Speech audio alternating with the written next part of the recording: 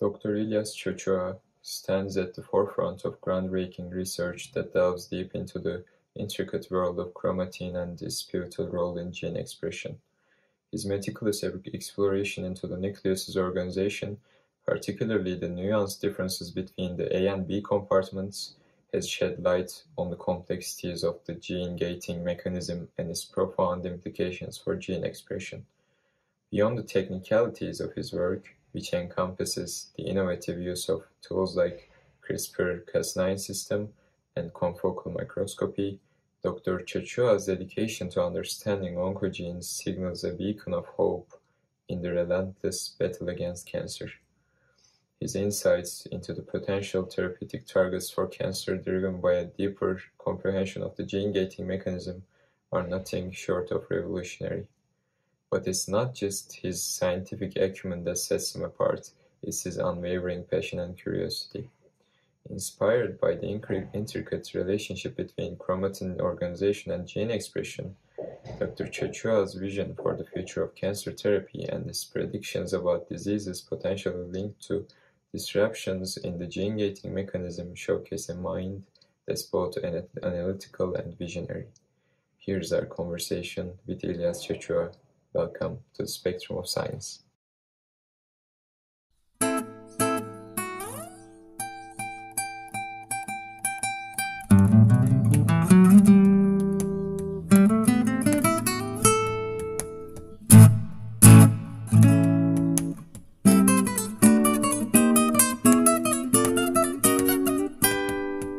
Thanks for coming to the podcast.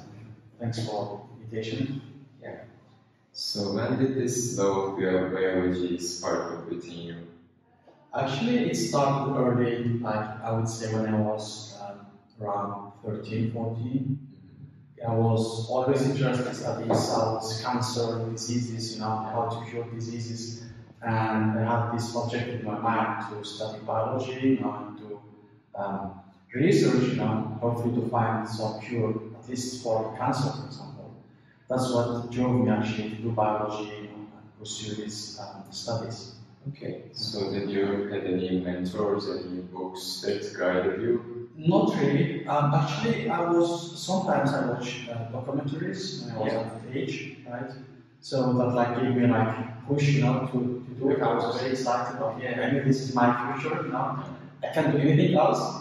So I was determined I would do biology and research. Yeah, okay. You have been in Algeria, Ukraine, Belgium, Sweden, and then Turkey. Can you tell me a little bit about that journey you had?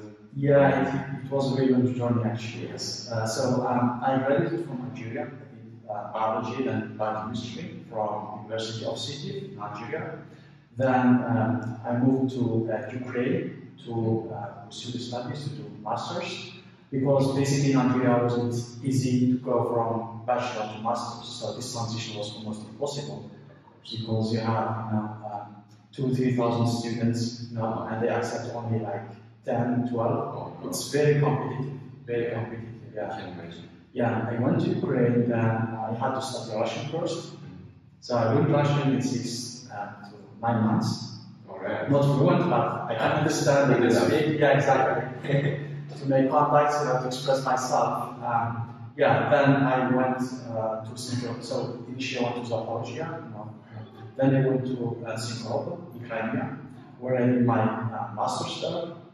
So after getting my master's, I decided to move to Western Europe, and this time I chose Belgium. Okay. Yes, in Belgium actually, there where my career started actually. I was very lucky to work with a PI, very prominent PI, and he works on blood disorders. So he was very active, so I had the chance to work with him, so I spent 5 years there to get a PhD. Yeah. And I worked mainly on signaling, how cells signal. So, for example, if you want to make more blood cells, you need a cytokine that circulates in blood. The binary receptor in the cell activates it and can make, for example, more platelets or red blood cells, right? Yes. And this is not that simple because it's a cascade of molecules that get activated. So we have the ligand that binds to the receptor, then the receptor activates other molecules that can shuttle to the nucleus, then induce genes, specific genes for these cell types. Okay.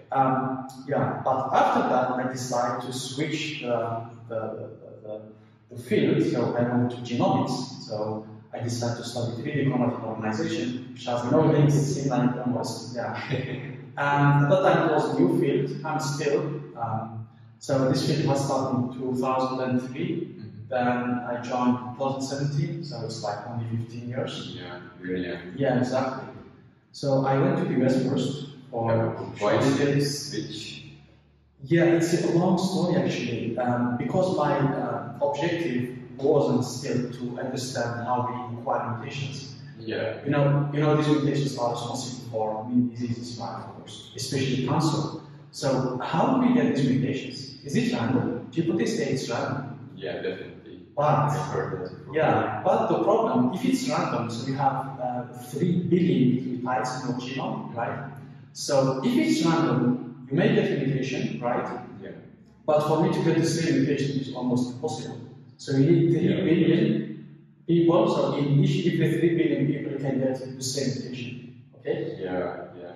Considering the it's almost impossible. Yeah. And if you look, for example, on the diseases I'm studying, so we have a protein that is mutated at one place, and I always call it like supercomputer, because you have different types of mutations that affect that region, but the output will generate the same sequence. They are called frame-shift mutations. Okay. So you change the sequence of the protein completely, not only one amino acid, but you change like 30, 40 amino acids. Yeah. So, and you don't mutate in the same place exactly the same nucleotide. So you mutate here, here, here, and they are all insertions and deletions. But in the end, you get exactly the same sequence. Yeah. So this means that this sequence is really required for the disease, right? And this is what we show actually, and what we are doing right now. So for me, this can't be random. So, and there are also some studies showing that mutations are directed. So if you start, for example, is under stress, it will sense, for example, I don't have that much platelets, right? I need to make more platelets, but maybe I need to have a cytokine in the blood to make the platelets, right? Yeah. So rather than dying, so the cell decides to mutate to make something, right? To just escape that stress, right? It mutates. So really to mutate. Yes, exactly. Yeah. That's what we call like targeted or guided mutations. Okay. So they know where to mutate, but the problem here is that before this project starts, actually, we were looking for mutations in this pathway, talking about cytokine, receptor, and other proteins, right? But the strange thing is that the mutation doesn't occur in that pathway. So all the previous mutations, they are there, but these types of patients, they have this pathway active, but the mutation is not there, it's somewhere else. Yeah. And surprisingly, the mutation is in a different protein, with a different function, which is a chaperone. So basically, these proteins have the folding of other proteins. So for the protein to take its 3D shape, it needs to be folded properly. And this theoretically, it folds it, gives it the proper 3D structure. Okay? There are folded proteins, and there's something wrong with them. Exactly. Okay. This mutation makes them, we call them rogue cytokines. You know, they are rogue, they are not cytokine, but they play a role with cytokine. Yeah. But you definitely need this sequence, you know, the newly generated sequence, which is hydrophobic and positively charged. So if you change this sequence to other amino acids, it won't work. Oh. So you need exactly that sequence. And now we are studying why are these sequences required. I see. Yeah. So this kind of answers the question, but I didn't really see why you switched. Yes, exactly. I didn't finish yet. Yes, exactly. So since I have this idea of guided or targeted mutations, so at that time I still have this idea actually, but I need to verify it, right? Yeah. So what I thought, okay, how cells get exactly this mutation? And for example, if you take patients from different countries, they don't know each other, they are far away, right? No relationship, but they get the same mutation. How do they get the same mutation, right? So at that time, I thought that you have a repertoire in your DNA. You we have non-coding DNA, right? So our genome is 3.2 billion nucleotides, but only 1-2% is coding. So you imagine some genes are the guided mutations, basically. Yes. Saying if something is wrong with this mutate. Exactly. Okay. That's exactly what I mean. Let's say I have a gene here, and between gene and gene you have like huge distance that is not coding, right? Yeah. We call it non-coding DNA. So my idea was that this non-coding DNA serves for something. So you may have the information in that DNA, so code, right? That tells, okay, in case of emergency, we can like put this mutation exactly here. It's part of the protein, right? Yeah. So they go there by looping. You see? So because this region, if you take it in linear scale, there are like million base pairs, maybe 10 million base pairs, they are very far away. What they do, they loop. Okay? So when they loop, they do recombination. So instead of this normal sequence, they have the sequence that should be mutated too, right? Yeah. So they need this mutation. So then they change the original one with the one that is needed for activation, for example. Yeah. That's why I moved to 3D chromatin organization. I see. Yeah. It fitted your project. Exactly. Yeah. I see. Then you were telling me about the USA journey part. Yes. Yeah. That's actually I went there to lab, but unfortunately it wasn't very successful because the lab was moving, and they had some problems with accommodation and stuff like that. So I spent 9 months just moving the lab, I didn't work. So basically I considered this as lost time, right? Then I decided to head back to Europe, at this time to Sweden, Stockholm, Karolinska Institute. And there I worked also on 3D chromatin organization, but not on these mutations, of course. But I studied how 3D chromatin organization can affect gene expression. Yeah, so our genome is not, so the sequence is not random, okay? So everything has meaning, right?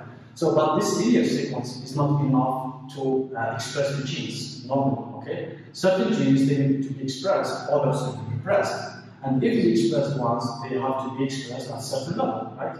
So if you increase, for example, the expression of oncogene, which is the gene that makes cancer cells, you can get cancer, right? Yes. So I worked on one cell line that has this MYC gene, it's cancer cell line. So what we discovered was really striking and expected. So when we take this cell line and the normal cell, right, and we check the expression of MYC, which is oncogene, right? So we obviously find that these cancer cell lines, they express more of that protein, which makes sense, right?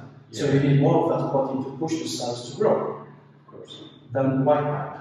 But now, you can imagine that this cell makes many copies of that gene, right? Transcription should be higher to make more protein, right? But what happens was the opposite. So if you take the normal cells, you see how many copies of that gene they make is higher than cancer cells. Interesting. Yes. So the number of copies you make in normal cells is higher than cancer cells. Which doesn't make sense. But in the end, if you check the expression, the ones that remain active, you will find that cancer cells have more than normal cells. This is what we call transcription and expression. Yeah, that's why the idea actually makes even more sense. Yeah. I see. Okay. Yeah. And now, what we figured out is that these cancer cells are very smart. Why? So, the genes are inside the nucleus, right? So when the gene gets transcribed and remains in the nucleus, RNA, messenger RNA, is less stable in the nucleus. So it gets degraded. But if it goes to cytoplasm, it gets more stable, right? Yes. So what cancer cells do is that instead of leaving that gene in the nucleus, inside the nucleus, in the middle, they take it to the nucleopore, which is very close to cytoplasm. So every copy that gets synthesized goes to cytoplasm, right? It gets more stable. And it was a strand mutation, it wouldn't be able to do that. It's not mutation here, it's just a little mechanism. Yeah. So these cells, normal cells, they make more copies, but since the nucleus is medium where RNA gets degraded easily, so all these copies they get destroyed. But these cancer cells, they are smart. Instead of expressing it here, they take it next to the cytoplasm, and then it escapes the Is it just selection in cancer? The ones that can do this doesn't survive, or? They could. We haven't studied that yet, but yes, that might be the reason why we have these cells, because eventually the cells that have this what we call gating, right? They will have more mRNA and they will divide more, right? Yes. So they will take over normal cells. So the definition of the gating is this one. Yes, you know, if you take the nucleus, you know, you have the cell, right? You have the nucleus inside, right? Yes. So the communication between the cytoplasm and the nucleus, of course, we have these pores, like channels, okay? Yeah. So when RNA is transcribed in the nucleus, it should go to the cytoplasm, right? To get translated. So it passes through this nucleopore, okay? So what happens in this case is that cancer cells take the gene itself, DNA, close to the nucleopore to the gate, for the gate, okay? That's why we call it gene gating. So now the gene is close to the nucleopore, and it can easily get its RNA to cytoplasm, right? So it can be translated. Exactly. Okay. You went into the research too early. My questions are later, but that's why I'm going to move back to the life or your journey part. How did your interests evolve over the years, except the one you mentioned me? And what can you say about mastering a specific topic like you did afterwards and discovering more each time you do research? You mean you work on different topics or one topic? Yeah, of course. Yeah, actually, I always try to explore more things and discover, right? And I think this is the proper way to do science. So if you stick to one topic, you may be successful, right? But you can't combine different topics together, right? Yeah. So you can't come up with new things. So let's say I'm studying cell signaling, right? In my PhD, if I continue cell signaling, okay, I will remain signaling, right? Signaling molecules, this, that. But now I did genomics and 3D chromatin organization. Now I can make bridge between them and combine them and come up with new things, right? Now what I'm doing is to study the effect of signaling pathways on 3D chromatin organization. So once you get, for example, the signal from the receptor, what happens, as I said, you activate all this cascade and you go to the nucleus. What happens in the nucleus is that you change the 3D conformation of the DNA, right? So now I'm trying to understand how, for example, normal signaling, right, in the normal people, affects 3D chromatin organization versus oncogenic signaling. For example, we have mutation in signaling pathway. Will they change 3D conformation at the same level, or it will be different? So if you can find this difference, then you can target it. And maybe you can study it. Exactly, yeah, with drugs, that's what I'm trying to do, exactly. Yeah, that's why the more knowledge you have in different fields, the better idea, better vision you have on what you are doing, right? But how many should one explore then?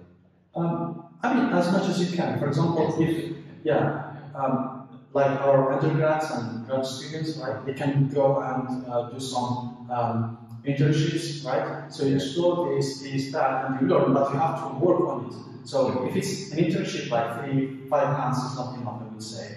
So you have to prepare yourself and work on that, right? And have an idea. Then, let's say in your master's on a topic, then you switch your topic. I mean, it should be related to biology, of course, right? Not physics. Then you can, for example, PhD, you have 4 to 5 years, you can learn more, right? I think during the PhD time, you can kind of start being a scientist, you know. You learn critical thinking, you know. So if you are a PhD student, you are not a technician. So normally you should come up with new ideas, right? So if you go there, you have a group, right? You are a member of a group, and this PI professor, he doesn't expect you to just do experiments, right? Yeah, of course. So he expects you to come up with ideas, right, and help the group. So and interact with others. So let's say you have experience in this field, then another field before masters, then you get to the third field. Now let's compare you with somebody else who has experience only in one field, right? So, for example, this guy will come up with ideas that are related on that topic, exactly. But for you, you could like get a technique that you learned from another topic and use it. Exactly. So this is how, and this makes you like gives you advantage. You know? Even within the group, gives you advantage. You can publish more, for example. You can go then to a better level and do postdoc, for example. Yeah, you can understand, right? Exactly. What was the milestones that you had, except the one that made you switch to 3D chromatin from the cell signaling? Were there any masters or undergrad, or did it start at PhD for you? The first milestone. I would say it started at PhD, you know, because I started working. Because before that, I didn't have any wet lab work. I didn't even work with pipettes, you know, I didn't even how to hold the pipettes. I had like a good theoretical background. You know, I knew this, what should we do, for example. I can imagine what experiment should we do, but if you take me to the lab and give me the pipettes, I can do the experiment. I was like, you know, taking and nothing. That's why I said like PhD for me is the start point for career. If you could go back to your undergrad years, then what would you do differently, maybe, or what did you do differently that was kind of different from the others? This is the thing. I was not ahead of others in terms of, for example, we study biology, right? So I remember my colleagues were like, we were studying for the exam preparing, but we study like general biology, you know, anatomy, you know, we study plants, animals, like chemistry. I was doing that like not as good as them, but I remember I go to internet cafe, right? I read about stem cells, gene therapy, you know, this very advanced topics. Exactly. Research. Yes, exactly. I was like reading, not too much. I mean, I wasn't that successful in my grades or like regular guy, but then I realized that I was prepared to do research, you know, earlier than others, because I was more exposed. Exactly. I think that's the thing that I would say. I mean, if you have a passion for something, you have to follow it, right? And you don't have to don't dilute yourself. I do this, that, this, no. Single task, just go for it, right? And do it as much as you could, right? So spend your time, especially when you are single, right? Young, you have a lot of energy. So, nothing can stop you, especially if you love it. You know? You can spend time, you like it, you enjoy it, right? You spend time at night or daytime, right? You can work like all the time because you like it, right? Of course, nothing is stopping you. Exactly. Just pulling you back. Exactly. Did you have any disappointments in academia? Maybe your time in USA was kind of one. Do you see any place where there should be improvements? The question is like more about maybe you shouldn't have to move the lab to another place, for example, because there should be funding anyway, though that could be a frustration, for example. What can you say about more, or I don't know, maybe there should be more advisors, more lectures, less time for PhD, because it shouldn't be maybe 6 years or... Actually, my PhD, I think it was good because I published very good papers there. So 5 years, it was very good. I could have finished in 4 years because I had my first author paper. But the only thing I think I might regret, honestly, it's like something that I should have done but I didn't do, was to study bioinformatics. I was a welcome guy. Yes, exactly. So I was like just going to getting these crazy ideas and go and test, the lab, all the time thinking about these things. But I didn't know that bioinformatics is that important, So during my PhD, we didn't have any courses, so just work, 100%. So I think I regret that, because I didn't spend time on bioinformatics. And as you said, the second thing is this US journey. I mean, it was good, but it wasn't that fruitful, I can understand. You still did some important work for the lab. Exactly. Also, there is one thing very important, especially in academia, is to interact with different researchers and PIs. Okay? This is what I always tell students. don't take from me knowledge about my topic. No, that one you can just go, done with review, read about it, right? You can do that. I can give you, but you can go and read it. But what you can get from the PI is the way of thinking, okay? How he thinks, how he applies things, right? Yeah. So the point of the podcast is actually exactly to like motivate your critical thinking, right? To enhance it. So that's because you have different PIs. They think from different angles, right? Yeah. So then you have to acquire these things, right? And in the meantime, you have to develop your angle, right? And this is how it should be if you want to be a scientist. Yeah, of course. And also ask questions is what I always tell my students. And I bring them to the office. Okay, we have this problem. What do you think? What should we do? Okay, because the problem is that and most of the people, I'm also among them. So we feel shy. Okay, maybe this is stupid question, stupid idea, but there is nothing stupid. Yeah. They think it's stupid. They feel shy. They don't ask questions. That's not good. Yeah. Most insightful questions start from exactly. Yeah. Even if you go to a Nobel Prize like awards, you find people that publish in normal journals, but they get a Nobel Prize. Yeah. And they start from, as you said, from very basic question, For example, if you take like, for example, the gravity, right? So the basic question, what was the basic question from Newton? Why the apple fell down, right? It's basically, okay, you can solve it's stupid, Yeah, definitely intuitive, because we already know. Exactly. But you have to ask that question, and especially when you have masters or undergrad or PhD student, why you have a mentor or you have a PI? To help you, right? Yeah. So, to put you on the right path, right? So, okay, I will ask questions, okay, if I'm wrong, then he can correct me, right? But if you become a PI, you will not have anybody to correct you, right? So then, these decisions may cost you a lot. Because let's say you have an idea that doesn't make any sense, right? So you apply it. So you spend money, time, and everything, you don't get any results. But if you train yourself before with your PIs, right? You ask them, okay, why we don't do this? I don't know, we can't do this because of this, right? Yeah. Now you know, I don't know, I can't do it, right? Yeah. I still remember when I did like stupid things in my especially PhD, but I still remember them now. So if you ask me to do that, I said, no, don't do it, because I did it, I remember it. I remember very well. When you make mistakes, you never forget. Yeah, there was this saying of, I think, Max Born, or Niels Bohr. He says, a master, an expert, is the person who did all the mistakes there was in that field. Exactly. Yeah, that's true. Yeah. This also goes back to the things we mentioned just now. So, what is the most fun part about doing the research for you? The ideas, the execution, the writing? No, the ideas actually. The ideas. Yeah, and the conflict you get sometimes with the PIs, they will tell you, it doesn't work, Yeah, I remember when I switched to Belgium, I was like very well prepared. I read everything, books, reviews. I go the PI. She has a very small lab first because I went to a small lab, then I moved to another lab.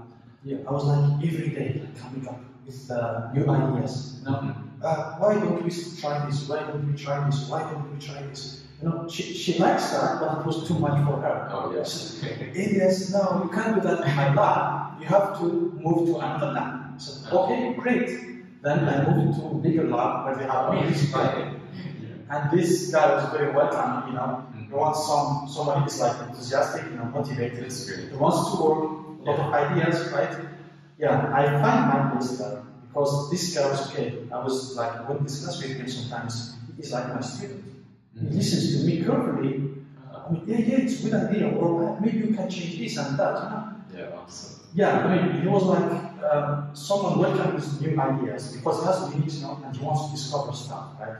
So that's why the environment also is important, right? Yeah. So to get in a good lab, person who is not dictator in science, I want this. No, it doesn't look like that. Yeah, when you have a creative environment, it definitely helps. Exactly. Yeah, someone who allows you or listens to you like this, right? Yeah. All right. So the ideas. Yes. That's good. How do your expectations of yourself change over the years? What was the mission you had in mind when starting, and can you compare those? Yeah, actually, this is the thing. So science, you don't drive science. Science drives you. Yeah. So you expect something, right? I want to do this thing. You have a plan in your hand, you do this. Yeah. But while doing the experiments, you get different results, right? You may change your path. So it's always like that. So for example, when I started my PhD, I started with one project, but I ended up doing something completely different. Because you are driven by the results, right? By science. You can't drive science yourself. You just follow science. Okay, I found this. This is interesting, but this is more interesting, right? So then I will do this. So you want to do this initially, but this is better, right? Yes. This gives better outcomes. Then it drives you actually. You think that you are a good scientist now, can do what you want. No. If you think that you are a good scientist and you do what you want, it means that you are a good scientist. Do what science tells you, or what results tell you, right? Yeah. Because we have this sometimes a toxic environment where the BI wants to get these results, but doesn't work. No, the results go on the other side, right? The results tell something, and the BI wants to get something else. Yeah. I know people who spend like several years just to convince the BI, but they never get it, except if they fake the results. Yeah. To get him satisfied. Yeah. And that's my point. That's my point. Okay, let's go to the research now. Okay. Can you briefly explain what the chromatin is and why its organization and nucleus is important for gene expression? Yes. You went into that a little bit, but still. Yes, yeah. So, first of all, what is chromatin? Yes. So, we have DNA, right, as I said. So, chromatin is located in the nucleus. So, eukaryotic cells, they have, like human cells, right? They have a cytoplasm, this is the cell, but inside it you have the nucleus. Yeah. So the nucleus hosts DNA, which is our genetic material. Yes. It should be protected, right? So but the problem here is that if you take that DNA and you stretch it out, make it linear, it measures 2 meters. Yeah. And it should fit only into 6 to 10 micrometers. Yeah, very dense. Yeah. But that's not the only problem. So you may be able to make it in one cell, but let's say we have different tissues, right? Let's say we have liver, we have lung, okay? So the thing is that this organization, the chromatin, fitting the chromatin into the nucleus is not random. So every gene or every phase should have a certain position. So, and the cells of the same tissue, they should keep the same position of the genes, 3D position. Because if the gene is like in the nucleus inside, it gets active. If it's outside, the lamina, it gets inactive. So the position matters. Yeah, of course. So genes that are inside, for example, in liver cells, they are outside, but to the periphery in lung cells, right? So you have to keep these. Let's say you have 10,000 genes that should be in the periphery in all lung cells. So you have hundreds of millions of cells. They should keep these 10,000 genes at the periphery, but the other genes should be inside. So when you go to liver cells, it's completely different. You have different set of genes that should be outside and different set of genes that should be inside, and this is very flexible. Yeah. So the position of the gene within the nucleus is Well, are these the A and B compartments in the nucleus? Exactly. Yes. What are some differences in them? Yeah. So first of all, as I said, this chromatin is 2 meters, right? So to fit into the nucleus, you first need to wrap it around histons. This is first level. You pack it. You need to make it very dense, right? Yeah. So you put it into histons. Then these histons, they should get close to each other, compacted. Then this compaction is not enough. Now you have to form loops. You have to put it in loops this way, okay? And then these loops make other domains, which we call topologically associated domains. So basically, it's like this shape, okay? You have this loop, right? And the genes within this loop, they can be activated, but they can be in contact with other genes. Yeah. Okay, so you have different loops, right? So and every loop has its specificity. So we have enhancers or elements that activate these genes. In this loop, they can activate genes only in this loop, but not genes in the neighboring loop. You see, so isolates. This enhancer is specific to this promoter. Yeah, of course. Because if you have the vice versa, you may activate a gene that should be repressed in the second loop, right? Yeah, so there are a lot of restrictions. Exactly. Boundaries, boundaries. Yes, and here you have these, as I said, loops, big loops. They can form A or B domain. So compartment A, or you have the compartment A or A compartment, which is for active chromatin, which is that are expressed. But you have the B compartment, which are the genes that are not expressed. Yeah. And B compartment is more dense. Now, when the gene is not expressed, it's not open. Okay, yeah. So it's closed. It's like tightly closed. Okay, then transcription factors can come to the gene to activate it because it's very close, right?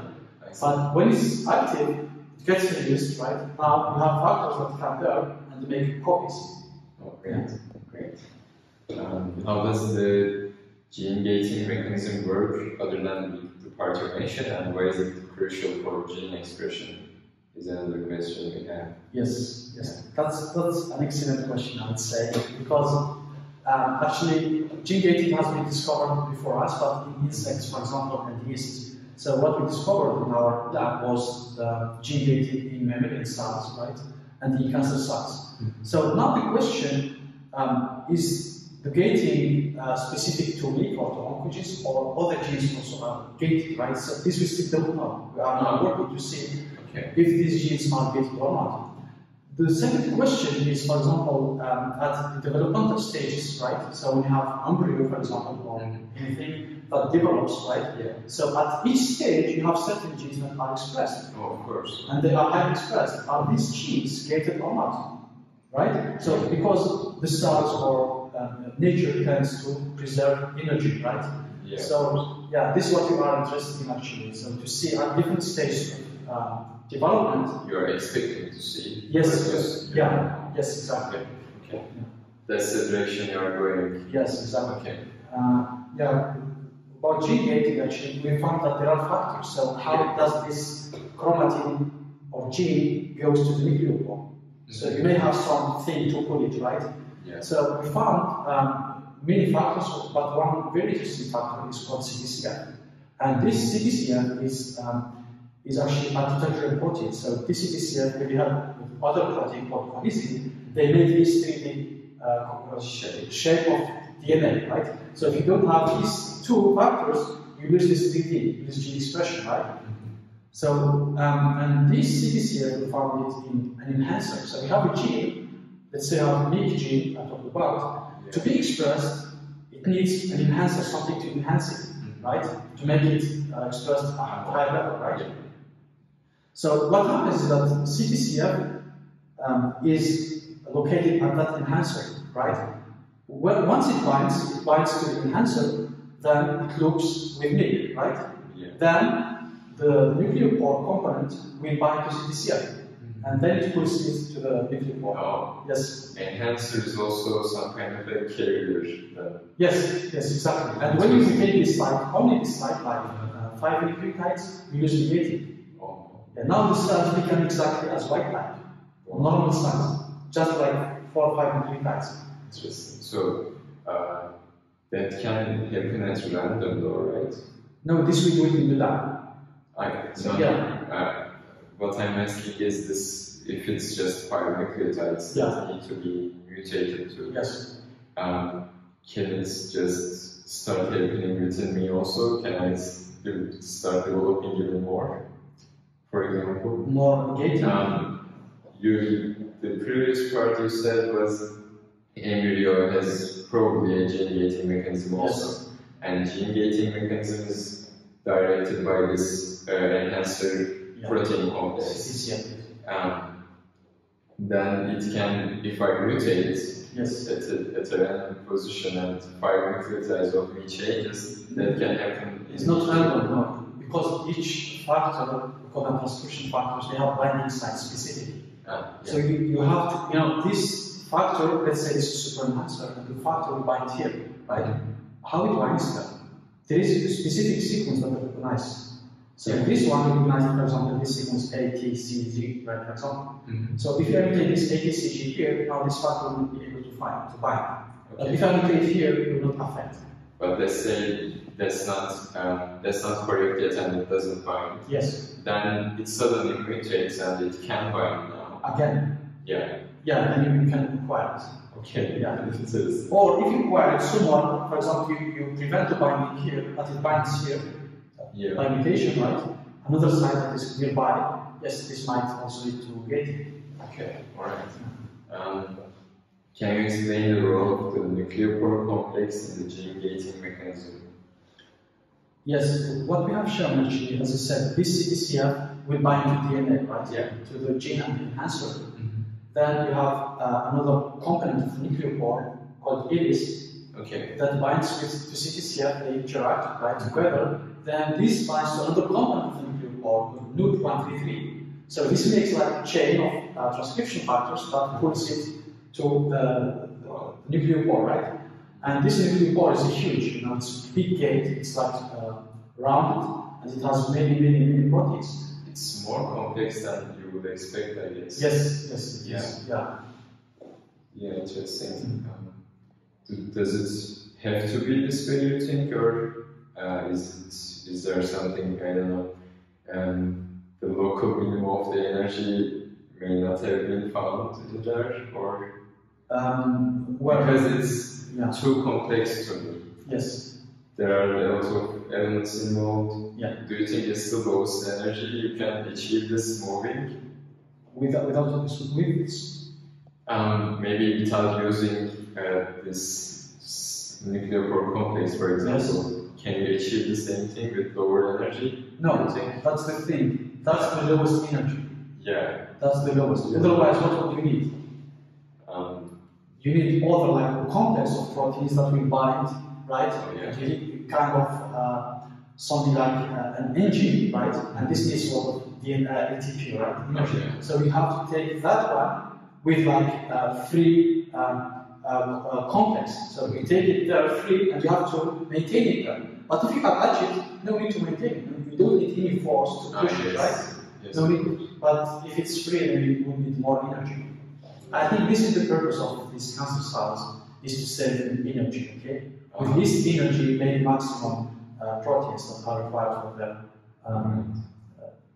But then why are some triggers exist, for example, to make the cell go into the lowest energy state? For example, why would nicotine do such a thing? Why would nicotine tell the cell to suddenly let's go into the protection mode and use the lowest energy possible?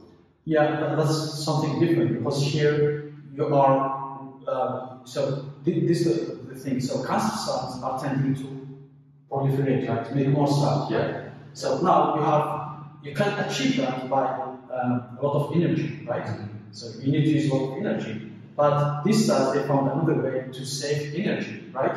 Yeah. So now you save energy, it's true that you spend energy, but you save the maximum, right, to proliferate. In the other case, is that what you are doing is that you are just telling cells to spend less energy, but they will not proliferate. What is the outcome? There's nothing coming out, right? The cell remains the cell, right?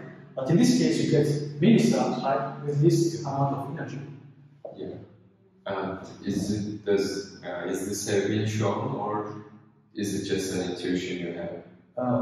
For cancer cells, or for cancer cells having less energy than normal cells? No, usually less energy. Yes, if you take that that particular point, we showed it by gene gating, for example. But in general, they consume more energy because you have more cells, right? Yeah. That's the thing. So if you take those cells, yeah, exactly. Yeah, I see. Yeah, I see. How do you utilize the CRISPR Cas9 systems in your research in gene gating mechanism? Yes, this is what I told you for CTCF, the one that binds to super enhancer. Yeah. So how do we study that? Why did we decide to study CTCF? Yeah. So we have other proteins that bind there. We have like beta-catenin, TCR4. We have many proteins, right? Yeah. ALIS and glucose. But since CTCF plays a role in 3D chromatin organization, right? And when it moves from the nucleus to the periphery, it changes conformation, right? Yes. Conformation and position. So we decided to mutate that site to prevent TCF from binding to that site, right? So to achieve that, we should use İletişim, but the best one and the easiest one is CRISPR-Cas9. Yeah. And you know already maybe how it works. So we need like guide RNA, like a sequence that will guide Cas9, which is a protein that has DNA. You need to guide it there, right? And once it's carried there, it will cut DNA, right? So in this case, I know that it will cut here. The cells will come and fix that cut, right? Yeah. So how do they fix it? You have this what we call homologous recombination. So they need a template, right, to fix it, reference, right? So for that we give what we call donor DNA. So we give the DNA with exactly the same sequence, but you mutate only that place to what you want, right? So now, when replicate that part. Yeah, exactly. Yeah. Okay. Do you have any special tricks of using CRISPR, or do you use it by the textbook? No, actually, you have multiple techniques that have been developed recently. So we have like two main techniques. So you can use it, for example, to cut DNA. Yeah.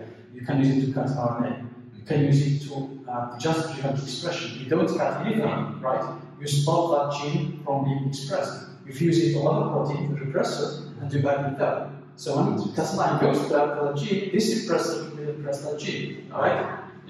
Yeah, you can use it, for example, to label other proteins. Let's say I want to see the proteins that bind to that enhancer. You don't have only one, you have many proteins, right? We identify a few of them, but we still ignore that, maybe 99% of them, right? So now you can fuse this Cas9, call it Cas9, dead Cas9, it will not cut, with a protein that will label all the proteins that are in the vicinity. So when you write it there, it will bind, it will biotinate or mark all the proteins that are there. So by knowing the proteins that are marked, you pull them down, right? And you can know which proteins are present there. Yeah. So we have different like. The question I'm just having the idea of is, then if you can stop some genes from being expressed, and you can just block some of the part you think that not causes the cancer, but leads to mutations blocked, then you kind of try to make the cell cancerous again, and it doesn't work. You kind of cure cancer by blocking some genes, right? So genes that cause mutations? Yeah. Yeah, that's a good question, because we don't listen to think here. The problem is people they think that mutations are random, right? But my goal is to, as I said, I believe that these mutations are guided, right? Yeah. So how are they guided? I believe that, as you said, there are proteins that are expressed, and these will guide the mutations, right? Yeah. Yeah. So that's a good thing. So I can could in the future use Cas9 to stop these proteins, right? Yeah. As a proof of concept, right? If I tell people, hey, these proteins of these genes are involved in mutagenesis, right? Directly mutagenesis, in vivo. So then I could use, as you said, this Cas9 to go and block them. So once I block them, you should get less mutations, right? Yeah, of course. Yeah. Why is this difficult to show then? Because it's probably still you had the same idea before. Yeah, but it's still, maybe I'm the only one who's speaking about that, right? That so we didn't. There are some papers actually showing that some proteins, when they are overexpressed, you have like increased mutation rate, right? Yeah. But how to identify them? All of them. So now we go one by one, but it's not direct. So that's too much. Yeah, but for example, for me, one way, if I'm lucky to show that, is to go to the site where the mutations are introduced, right? Yeah. So if these proteins, if I'm lucky, and these proteins are still there, right? I can use, as I said, this Cas9 method, right? Yeah. I direct Cas9 there, the Cas9 with that one there. It will label all these proteins, right? Yeah. So I can identify them. Then we go, as I said, again Cas9, block them one by one, right? Yeah. Yeah. The Cas9 really changed your whole system. Exactly. Yeah, that's awesome. What is confocal microscopy? What are confocal microscopy aids, and can you describe how they are used in visualizing the chromatin organization? Yes, so confocal microscopy is a microscope that you use, for example, to see light, okay, in stars. For example, in our case, we have stars. So what we do basically, how do I know that MYC gene is at the periphery? Right? You have to see it, right? Yeah. So what we basically do is that we label MYC gene, so we use oligonucleotides, right? Nucleotides that will go to the MYC gene, right? And these nucleotides, they are labeled, they have labels, okay? Like, let's say green signal, red signal, right? So they go and bind there, right? And then this MYC, where the MYC gene is located, it will become red, right? Yeah. Because it incorporated these sequences with red light, right? So this way, I can just look at the microscope, then I say, okay, it might be towards the periphery, right? Yeah. Or inside the star, right? So you can visualize that in 3D. But to know if it's close to the nuclear core, right? Now you have to label also the nuclear core, right? So then you see the proximity. So if this, for example, let's say this is red, right? And this is green, you will get yellow when they are together, right? You can see yellow, right? When they are far away, you will see green and red, right? Yeah. So this way you can see this locus is close to the nuclear core. We have other techniques also more precise. Yeah. Do you get the signals in the visual spectrum, or do you have a more wider range, like infrared? You have whatever you want. Depends on the viewer what you use. So if you use red, green, you know, it depends which one you use. It's like the large spectrum. It's enough in your case, I guess, to use the visual spectrum, the normal spectrum. Yeah, you can use, yeah. Okay. What insights does the chromatin conformation capture assay provide about the three-dimensional organization of chromatin? Yeah, actually, it's a very good question, very long. So, as I said, this field, I would say, started in 2003 when the first paper was published, I think, in Science. So, as I said, so for the gene to be expressed, it needs an enhancer, right, usually. Yes. So, but you can have one gene and you have 10 enhancers. How would you know which enhancer is activating this gene? Yeah, you don't. It's not easy, right? Yeah. So you may have, for example, in one cell type, this gene is driven by this enhancer number 1, but in another cell type, it's driven by enhancer number 6, right? Yeah. You may have also what we call active chromatin hub, where multiple enhancers like 5, 6, they come together and they activate that gene. Yeah. And just for example, in our gene gating paper, what we show is that you have, let's I think 8 enhancers that do the job, that's interact with MYC, okay? So, but which one is doing the gating? So they all interact, but at a certain point, they all interact, but the only one that makes the gating is the super enhancer. But we show that, for example, if there is another enhancer, it will initiate the activation of MYC. So super enhancer now is far away, okay? Yeah. So MYC now will interact with this enhancer.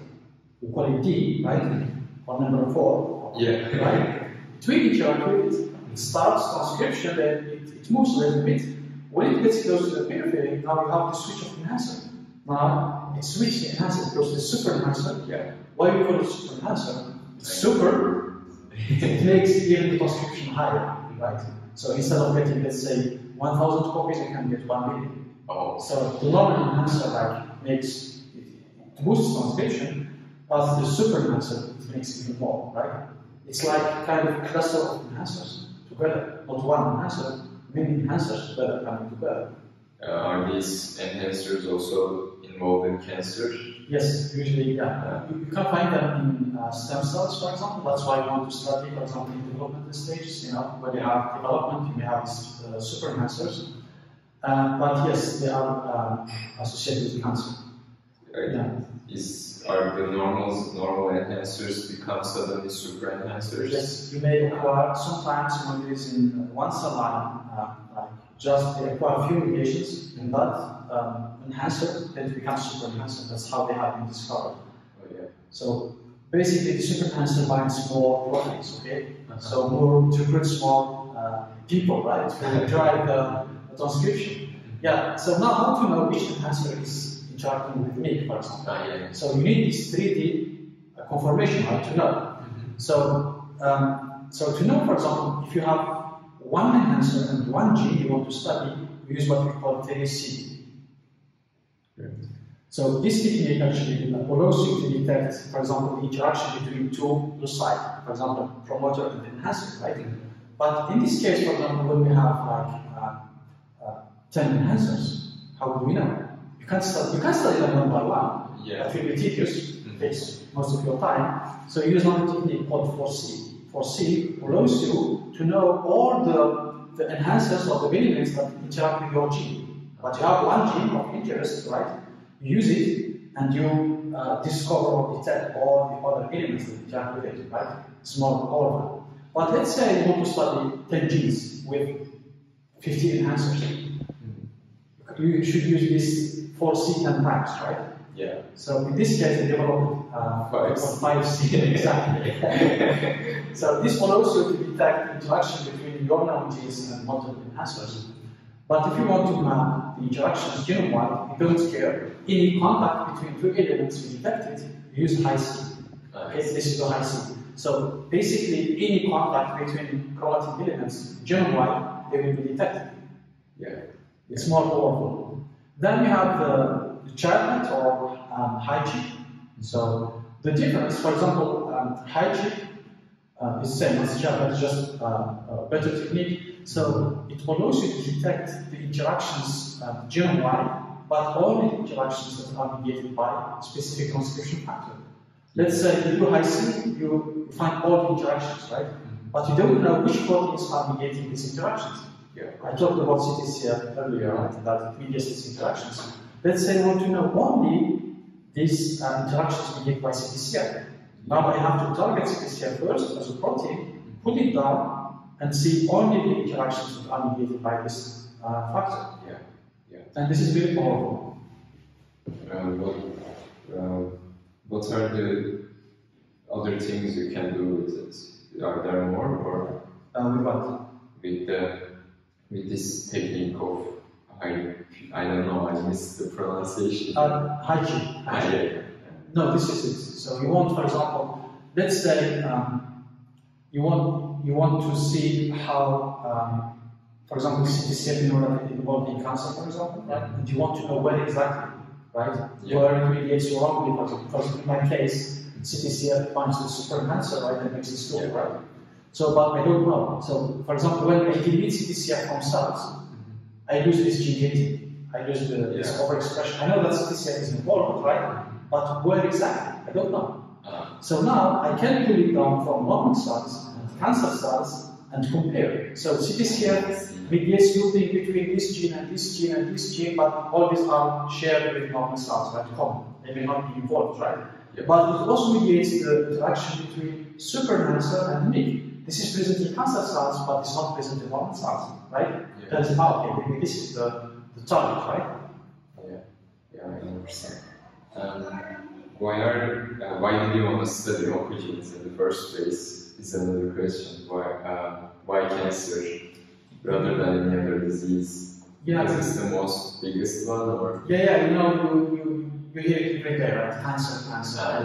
Everybody gets scared if you say diabetes. Okay, but if you say cancer, people get scared, right?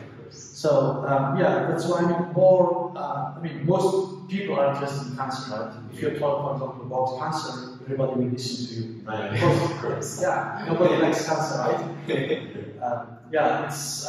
Also funding-wise, if you want to get grants, you have more grants in the cancer field than other fields. Of course. So it attracts more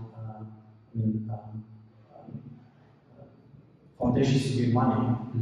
Of course, cancer is cancer. They want to fight cancer. The problem of cancer also, you have different types of cancer. So when people hear cancer, okay, it's cancer. But within one cancer, you have like maybe hundreds of cancers. Let's say blood cancer. It's exactly the same driver mutation, but it's different from one patient to another.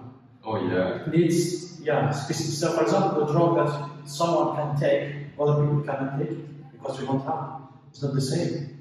Can you also connect this changing from person to person view of the cancer to your idea?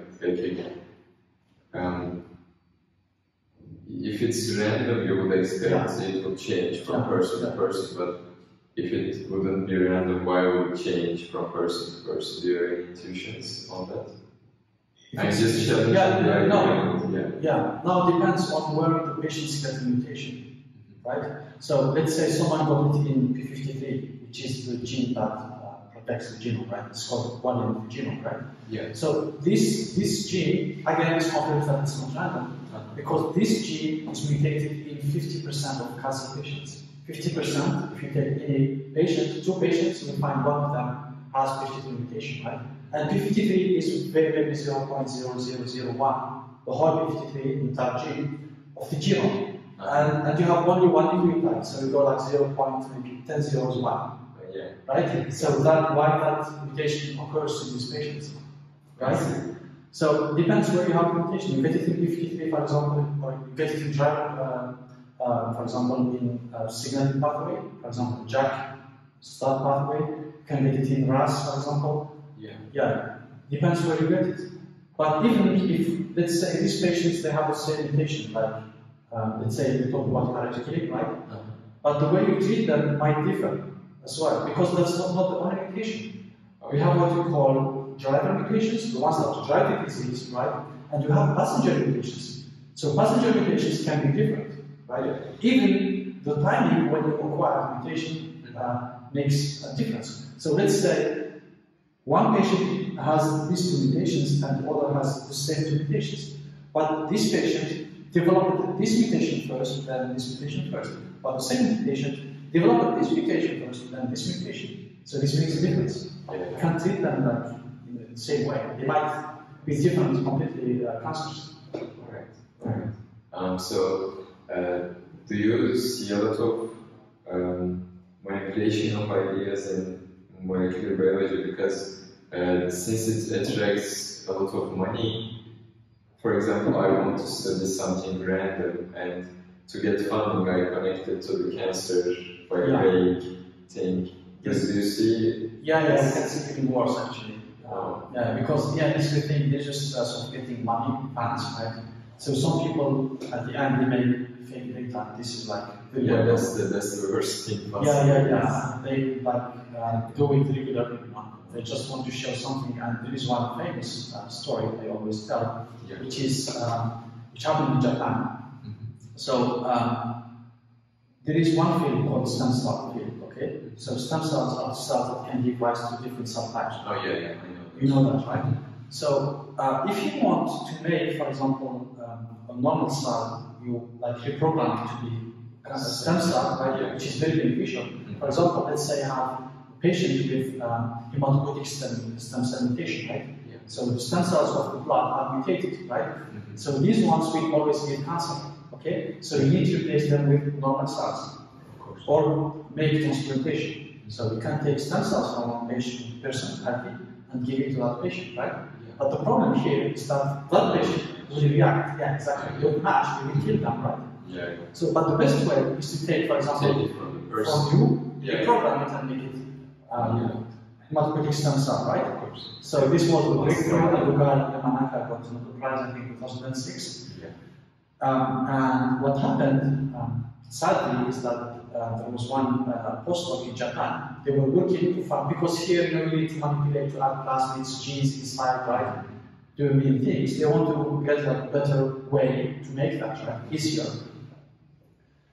They claim that when they change the pH, so you just put the cells in a dish, and by changing the pH, somehow they can reprogram the cells.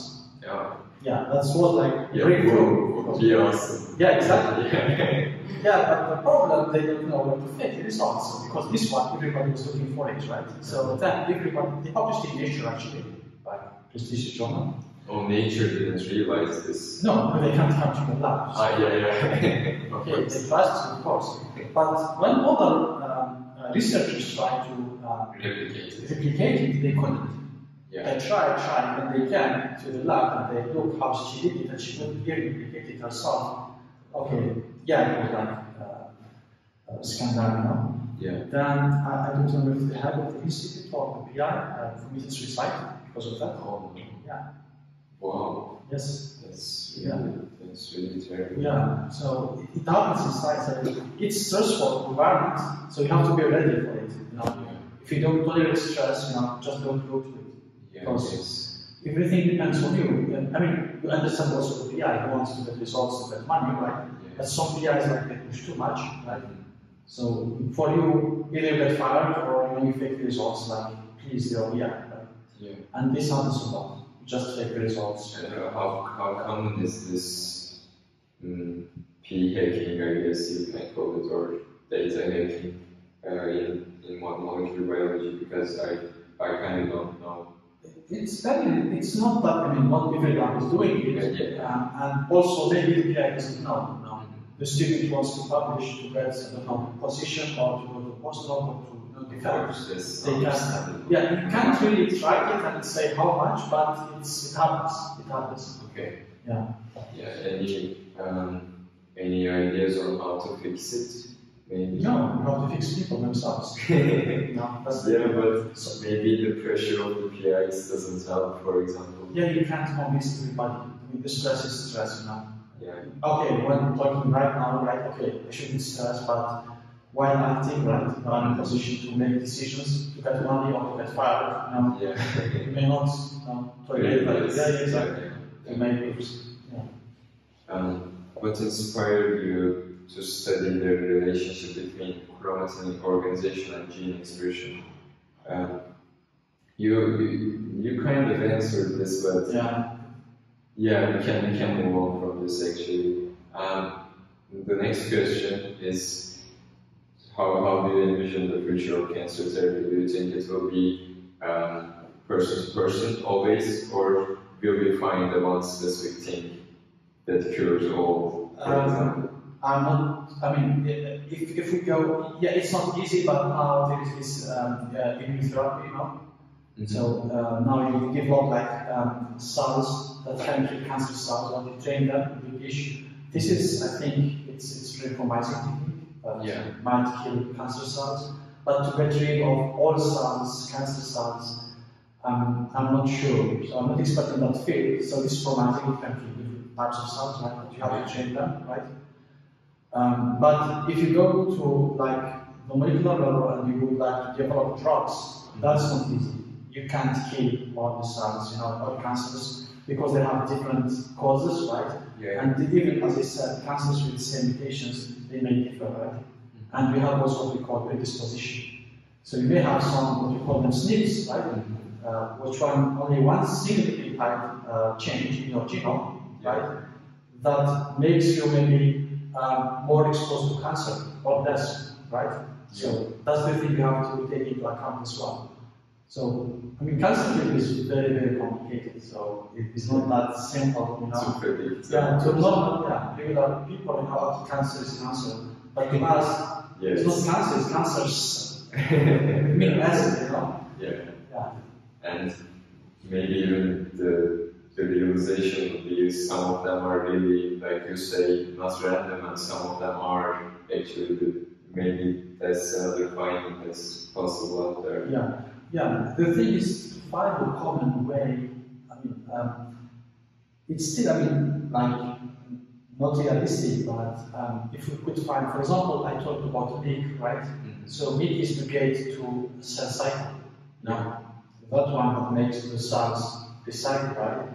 So I don't know, maybe it's crazy, but if you, for example, you analyze MIG, you take MIG itself, right? The 3D conformation of MIG, because you know proteins are also changed, right? Which we call post-translational modification. It's the same gene, but in this patient maybe it has a methyl group here or ubiquitination or something, right? So this might change the conformation. So if we could find like clear difference between normal people, right, and people with cancer in this protein, for example, right, that change the conformation, and we could target that conformation on a specific drug that might be breakthrough. So, yeah, might be. Yeah.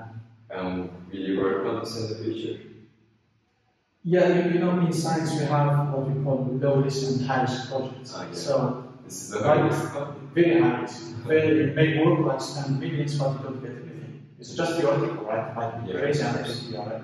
Even this the target in mutagenesis is very high risk. So if I write a project now, nobody will give me money. No? Yeah. Say you spend money, but who guarantees that you get results?